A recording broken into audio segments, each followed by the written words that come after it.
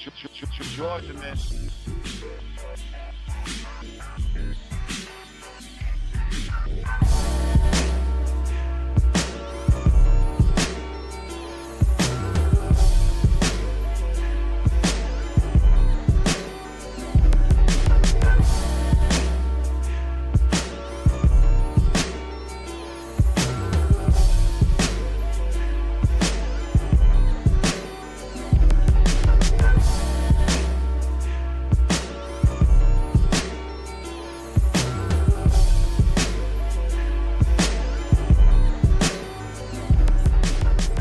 First time I met Eric was in June of 1997.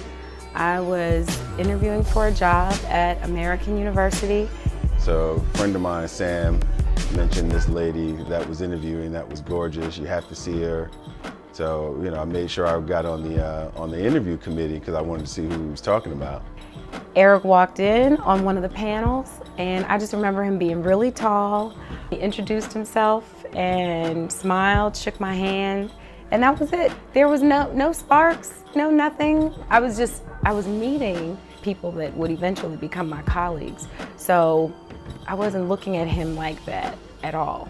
I left AU shortly after that, but for some strange reason, I remembered her going forward through the years, and whenever I would talk to Sam after I left AU, I would always ask, how's Jamisa doing?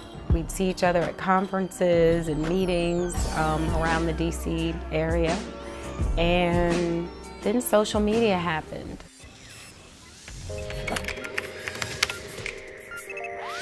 Now Facebook says people you may know, and then I think her picture popped up. At that point, I assumed, this is 15, 16 years later, I assumed she was married, had a family and all that, so I just kept ignoring it. But it just kept popping up every time I would log into Facebook.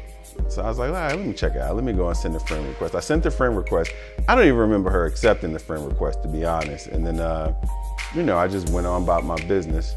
One day in 2015, in June of 2015, I went on Facebook one Saturday morning, just checking out the scene. Some of my friends were on there. One friend posted a picture of her new baby. I made a comment, oh, cute kid. Eric came right behind me within seconds, and he made a comment about the baby too. And then he DM'd me, and we just started talking. He was like, yo, Moon, where you been? I just finally came out one day and was like, look, let's meet up, have some coffee or something, catch up. I had a thought, for a second, wow, he invited me out for coffee. Okay, it's Eric, so okay, I'll go. We haven't seen each other in 20 years, I'll go. But there was a little something that was like, is this a date? We sat and we talked for a couple hours and started catching up. The next thing I know, on the phone each night, 2-3 hours. He invited me out. We went to a cookout a couple of days later. We went out to dinner the day after that. I mean, this was like every day. So what are we doing next? What are we doing next? And it just went on from there. When we talked, he said, he hadn't dated in a while. He wanted to make sure that whoever he dated wanted to give marriage a second chance, that they would love his children as much as he does. And so that really attracted me to him even more because of his heart and his love of family. My boys are everything to me, and I try to live the way I want them to live. I try to be their example. Jamisa is actually the first woman that I think I've ever introduced them to. And I did it because I want them to see what a healthy and loving relationship looks like and should be like. So one quirk about Eric that I have is definitely that he's a Dallas Cowboys fan. That I do not understand, being from Newark, New Jersey, Giants, Jets. I don't understand how that whole Dallas thing happened, but.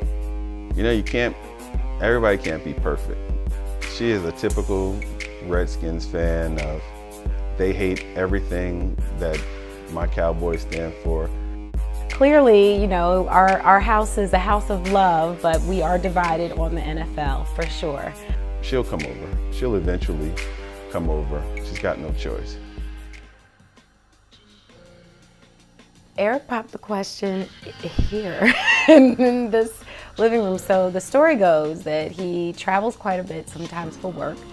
I wanted to do it outside somewhere, but it was cold. It was in the middle of the winter. But then I thought about I had a trip planned to Florida the first week in February. So I started talking about that and then said, hey, you should just come with me to Florida for my trip. You know, I'll be doing some things during the day, but at night we'll have the whole night. We can drive to the beach, propose on the beach, and we're good. And he's like, I want you to come. I didn't know if I could come because of my job with the new transition and the new administration. Maybe like a week before I was supposed to go on the trip, I was like, babe, did you get your ticket yet? Hey, I'm not going. What do you mean you're not going? She was like, I just don't want to go. So there goes that plan. I was going home and he calls me the night before the trip and he says, hey, I need you to come over here and help me. I'm working on my presentation. I still have a lot to do. I could sense the urgency in his voice. I came over after work, but when I got here, he was just like chilling. I was packing for the trip and she was going through all my drawers and I had the ring in one of my drawers. And I'm like, what are you doing? Well, how many pairs of socks do you have? Do you have enough of this? Well, where's this? And she's pulling drawer doors open. And so I was like, you know what? Bump it, let's just do it. I just did it. And then something said, just look down, Jamisa. And I looked down and he was on his knee in front of me. Like, I'm laying on the bed, you know, my work clothes, and he's like on one knee. And she just looked at me like she looked at me for like 5 seconds and didn't say anything.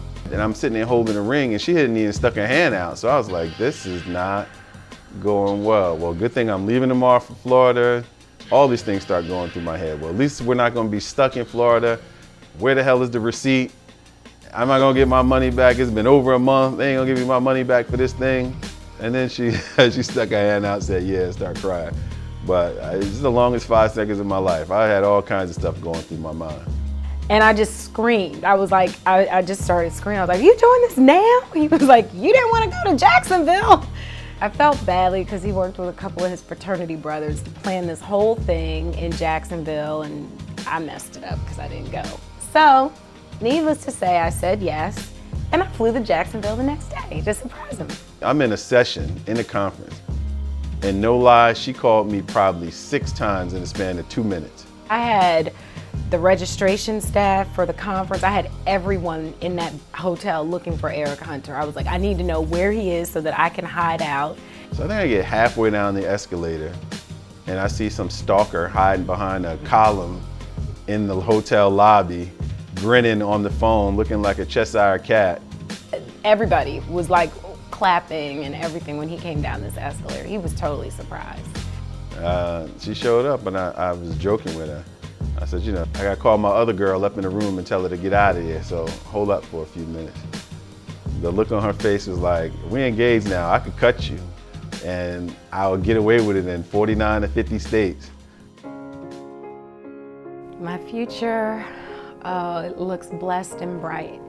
That's how I would describe it. We have a lot of the same dreams. I think it's such a unique situation for me because not having children of my own, I have this instant family and Eric's extended family. The Hunter crew has all taken me in, so as my family with him, and it's just going to be blessed and bright. We talk about doing a lot of things together, and I think we're going to do those things together. And we're going to have a blast. We're going to have a ball doing it. We're going to have a ball growing old together. We're going to have a ball experiencing the best years of our lives together.